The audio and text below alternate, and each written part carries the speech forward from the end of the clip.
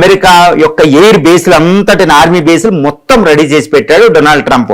ఆయన ఓకే అనే పదం వచ్చిన క్షణంలో ఇరాన్ మీద అగ్ని వర్షం కురవబోతుంది అనమాట. అంతటి దారుణమైన ఆయుధాన్ని సుప్రీం మిలిటరీ పవర్ అమెరికా మోహరించింది. మరి అటువైపున వీక్ నేషన్ ఇరాన్ ఏం చేస్తుంది అంటే ఐతుల్లా అలీ ఖమైనీ 3,000 క్షిపణుల్ని 80,000 డ్రోన్ని అక్కడ సిద్ధం చేశాడు. ఇది కామికోజు, షాహెద్ లాంటి డ్రోన్లు, 80,000 డ్రోన్లు అండి, అధునాతనమైన డ్రోన్లు. అవి అమెరికా తర్వాత ఎయిర్ షీల్డ్ని, ఎయిర్ డిఫెన్స్ సిస్టమ్ని ఛేదించుకుని వెళ్ళగలవన్నమాట. తర్వాత షరమ్ షాహర్ లాంటి బాలిస్టిక్ మిసైల్స్ ని ఆయన రెడీ చేశారు. టెల్ అవీవ్, ఈవెన్ న్యూయార్క్ కూడా చేరుకోగలదు షరమ్ షాహర్ 5 అనేది. షరమ్ షాహర్ 4 వాళ్ళు చూపిస్తున్నారు, 5 కూడా రెడీగా ఉంది.